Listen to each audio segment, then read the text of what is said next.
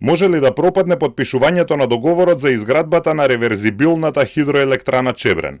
И премиерот и вице-премиерот за економски прашања денеска резервирано одговараа на новинарските прашања за потпишувањето на договорот со грчкиот конзорциум ППЦ Архиродон.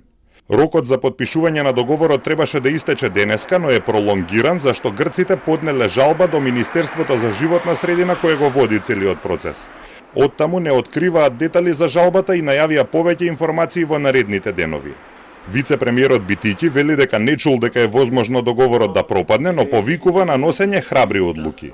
Секако, ако процедурално Министерството за животна средина оцени дека не е возможно спроведување на тој проект, нема да се спроведе. Но сметам дека за државата е битно денеска и во ниту еден друг момент да се направат вистинските одлуки. Дел од медиумите претходно објавија дека грчкиот конзорциум ППЦ Архиродон, кој победи на тендерот за изградба, се пожалил дека условите од одлуката на владата биле различни од она што се барало на тендерот за концесија. Премиерот Ковачевски вели дека ништо не е менувано и оти предлог договорот бил дел од тендерската документација, еднаков за сите учесници.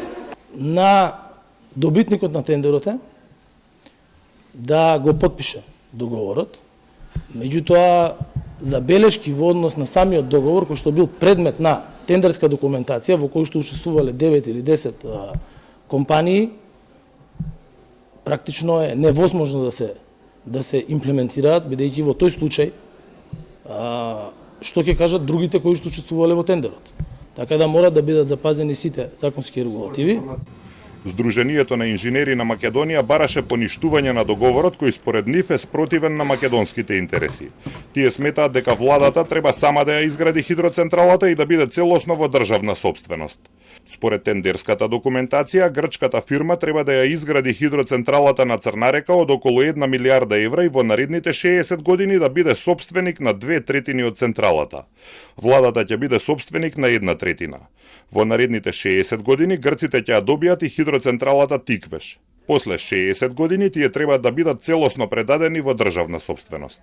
Во изминатите 2 децении пропаднаа десетина обиди за изградба на хидроцентралата Чебрен.